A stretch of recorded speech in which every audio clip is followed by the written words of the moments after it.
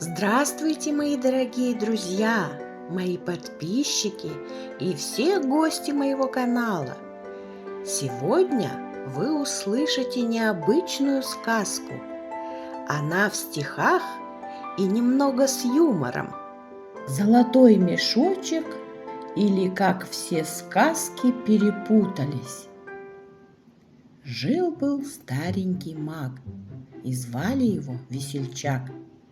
Это не тот маг, который вздыхает над старыми книгами, заклинает громы и молнии и варит скучные зелья. Это был необычный маг и волшебник. Старичок был похож на гнома с улыбающимся лицом. Однажды он решил: вот бы мне придумать такое заклинание, чтобы сказки стали еще смешнее. Пусть их герои сами не поймут, кто они, где и почему все так странно. С этими мыслями задумал он приготовить колдовское зелье. Сложил в котел корень хаоса, 2 щепотки фантазии и 3 капли непредсказуемости. Пока он варил свое зелье, его любимый кот Пушистик запрыгнул на стол и как следует тряхнул своей лапой прямо в котел. Пух попал в заклинание, и все зелье превратилось в табак. Весельчак взял свой золотой мешочек и стал наливать в него зелье. Но табак посыпался, и пыль попала магу в нос. Он стал чихать, и его начало поднимать вверх. Весельчак летал под потолком и радовался. Все вокруг завертелось и закружилось в воздухе. Маг и все предметы летали и кружились. «Ого-го-го-го! Вот это чудеса!» – засмеялся Весельчак, глядя на свой золотой мешочек. «Ай да Пушистик! Ай да кот! Ведь табачок – это даже лучше!» Аромат табака распространился по всей комнате. В старинном сундучке сказок, где хранились все волшебные истории, началась настоящая путаница. Буквы на страницах смешались, герои перепутались, а сказки стали такими, что сам маг покатывался со смеха. «Ну-ка посмотрим, кто понюхает табачку первым и что из этого выйдет», — сказал он, выпуская мешочек в открытое окно. После проделанной работы маг-весельчак заснул на своей печи. Пушистик лег рядом со своим хозяином, пригрелся, замурлыкал и тоже уснул.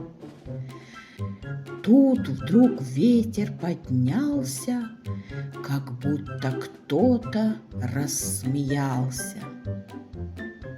Золотой мешочек улетел в мир реальных людей. Он приземлился в школьной библиотеке, кружился, да и залетел в одну из книг. Тут вдруг из всех книг буквы поднялись в воздух, перемешались и опустились снова на страницы. Ученики сидели на уроке литературы, и учительница сказала: «Дети, я вам даю задание на дом. Прочитайте сказки про богатыря Илью Муромца, про царевну-лягушку и про Иванушку-дурачка. Выучите стих Александра Сергеевича Пушкина «У лукоморья дуб зеленый». Завтра вы будете пересказывать сказки и рассказывать стишок наизусть». Дети пошли в библиотеку и взяли книжки домой. Вовочка, ученик 4 класса, придя домой, переоделся, покушал и сел делать домашнее задание. Он раскрыл книжку и стал читать. На печи лежал мужлан. Не то мужик, не то болван. Мать гонит сына от печи. Иди-ка в лес и кушать принеси. Пошел мужлан бродить по лесу. Ходил, ходил, а кушать нету. Устал, присел и задремал. И сон чудесный увидал. Сидит на берегу, рыбачит, а рядом серый зайчик скачет. Куда ты, заяц? А ну, постой! Куда? Сюда иди косой! Схватил он зайца за пушок, а оказался он мешок, да не простой, а золотой, с секретной пылью колдовской. Кто табачку понюхать сможет, тот в сказке оказаться может, да не в простой какой-то сказке, а в перевернутой рассказке. Мужлан из любопытства ради раскрыл мешочек золотой. Табак нюхнуть ему хотелось, и тут все враз и завертелось. Вовочка перевернул страничку и стал читать следующую сказку. Не то леса, не то поля, не то тропа, не то дорога. Идут навстречу нашему Ивану два еж-кота, несут поляну. Иван идет, качает головой. Что происходит? Где я? Ой-ой-ой! Идет он дальше по тропе, а оказалось по воде. И вдруг пред ним явилось диво. Огромное древо кобыла, и яблоки на ней висят. Не просто пахнут, а смердят. Отведай моего плода хоть раз, и в дом вернешься в тот же час, сказала вдруг древо-кобыла. И тут сирена вдруг завыла. На ступе мисс Яга решила здесь припарковаться. А ступа: блин, и не туда, и не сюда, вода кругом, и где располагаться? Яга взглянула на Ивана. Ой, какой чудак, и даже без изъяна. Я не чудак, дурак я, завернутый через плечо. Нюхнул я табачку в мешочке, и вот в болоте я, а всюду кочки. Мой дорогой мучачо, закрученный через плечо, отдай мне золотой мешочек, а сам иди-ка в лес пешочком к красавице козложабе. Она тебе расскажет сказку не то о бабе, не то деде. Наш Ваня, пошел к жабе со сказочкой на рукаве. Его встречает рука крыл, он без ухи, он все забыл. Дашенька, ученица этого же класса, развернула сказку и стала читать.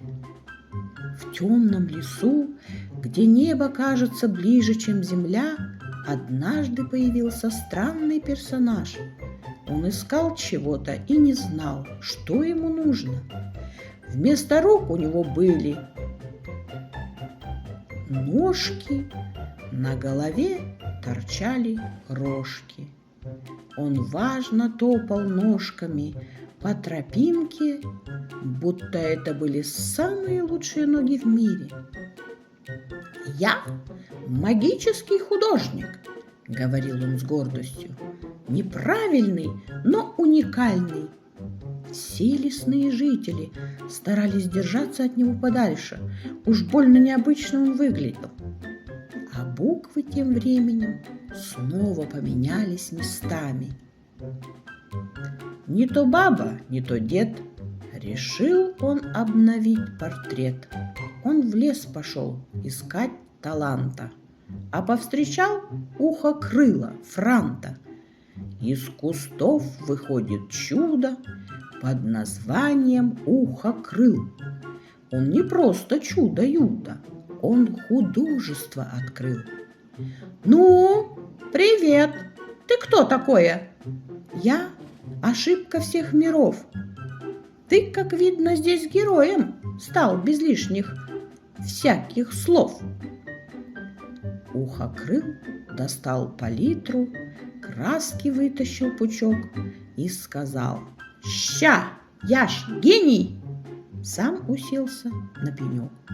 Ухокрыл малякать стал. Мир такого не видал.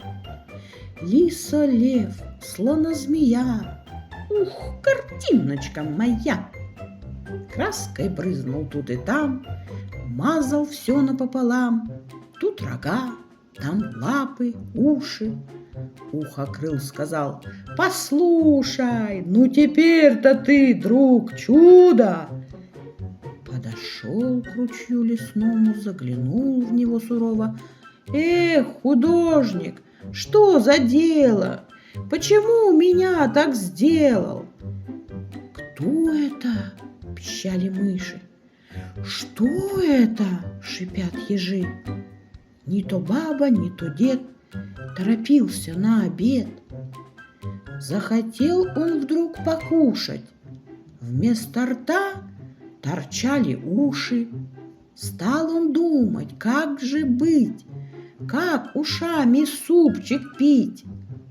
«Как мне есть?» – спросил наш бедный. «Что же ты со мною сделал? Вместо рта торчат два уха. Все не так, увы, пока». Ухокрыл махнул руками, рылом ткнулся в баодуб. «У тебя с руками драма? Я ж художник, саблезуб!» Тут герой разволновался, а потом как рассмеялся. «Что ты сделал? Я ж теперь и не баба, и не зверь. На ногах копыта стали, хвост с руками поменял». Ухокрыл же лишь зевнул. «Не такая уж беда. Я художник, я так вижу. Ну-ка, вставь себя туда». Ухокрыл сказал: «Да ладно, я же вдохновился. Уноси себя портрет. С ярким абстракционизмом пойдешь прямо на обед». Ни то бабу, ни то деда посетила мысль одна: «Дай-ка деду-бородеду позвоню-ка я с утра». Взял он палец, ну откуда? Ведь рука копытом стала. Ухокрыл хитрец: «О, чудо!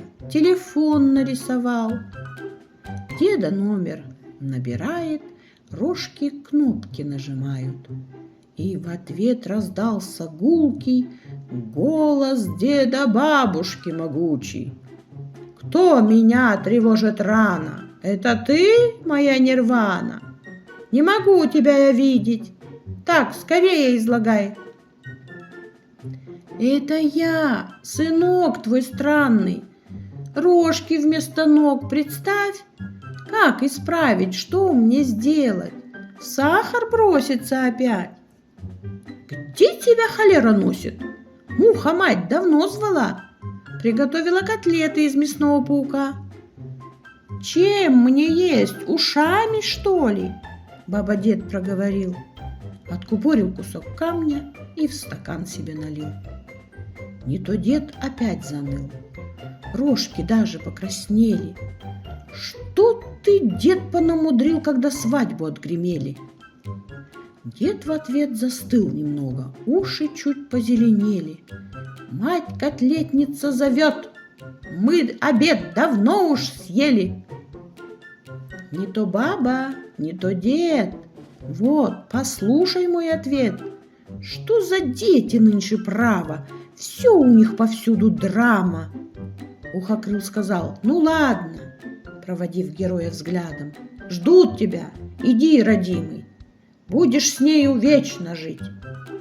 Не то баба, не то дед, слушай, вот тебе совет. Ухокрыл сказал, прощаясь: «Женись, вот весь секрет». И в лесу на перепутье, где дорога лишь одна, встретил он слона-змеюду. Стало дело не до сна. Говорит слона-змеюда: В жены ты меня возьми. Я хоть и слона-змеюда, разные готовлю блюда. Твоя оса-муха-мать станет дочкой величать. Я ей в кашу положу деликатес, гремуч-змею. Не то баба, не то дед задумался на миг в ответ. Я, конечно, не модель, но ведь ты кулинарный хмель. Смотрит он на ее хвост, на слонячий длинный нос. Эх, такая будет свадьба, лишь бы не было так роз. Но тут муха-мать влетает, крылья машут, нос дрожит. Что за диво? Ты еще решаешь? Вот жена, что любит жить. Свадебку сыграли славно, и гостей позвали главных. Крокодилис да Хрюндельпай. Эх, гармошечка, играй! Дети народились вскоре. На кого похожи? Боже! Нет, неправильно все это.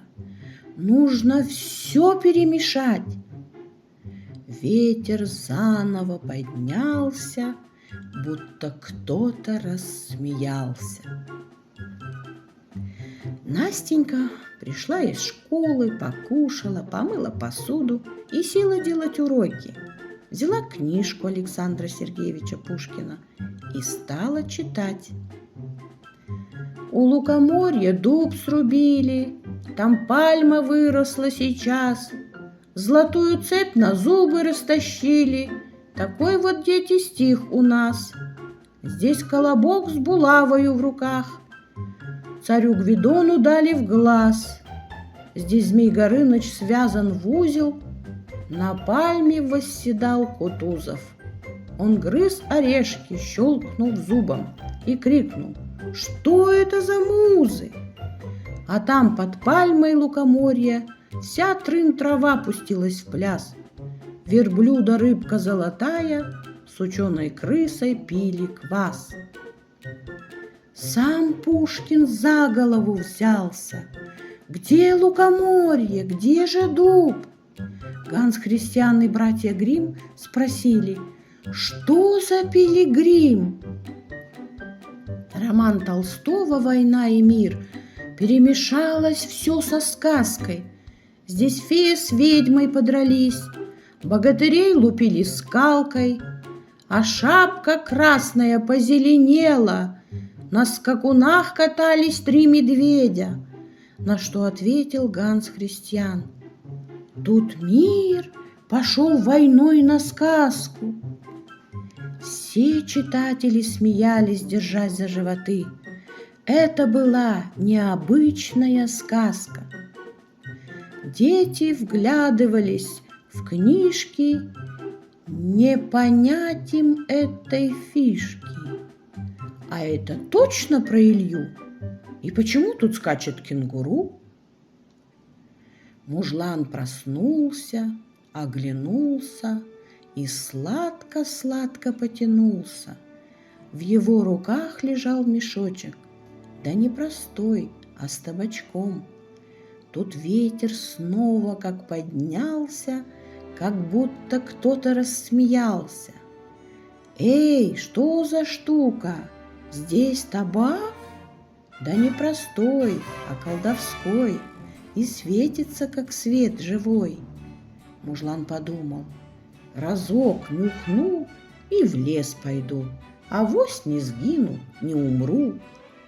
«Да что за чудо!» — мужлан вскричал, а пыль взлетела, закружила и что-то странное свершила. Лес стал пестрей, деревья в пляс, а звери все как в первый класс.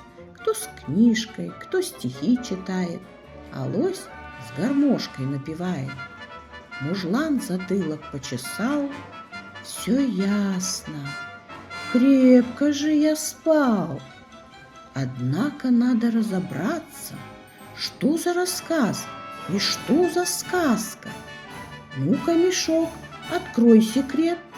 Что за загадка? Дай ответ. Но вместо слов из недр мешка вдруг понеслись слова, строка. Читай, мужлан, да не зевай, и сказку в мир скорей впускай. Ну вот же, это ж я, Муромец Илья. Мешок сказал: нет, ты мужлан. Сказка пошла совсем другая. Читатель ничего не знал. Тут заяц с рыбкой в бокс играет, и Змей Горыныч не летает.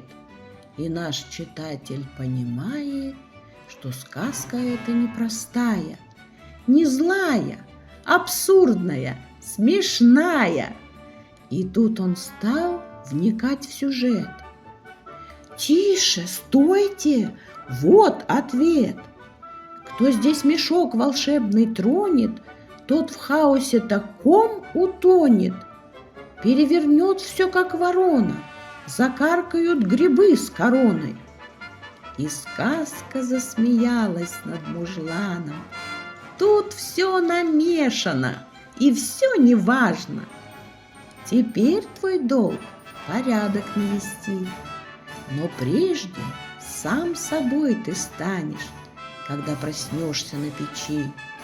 Ты сказки все как надо собери и всем потомкам строго накажи. Где сказка, там всегда намек.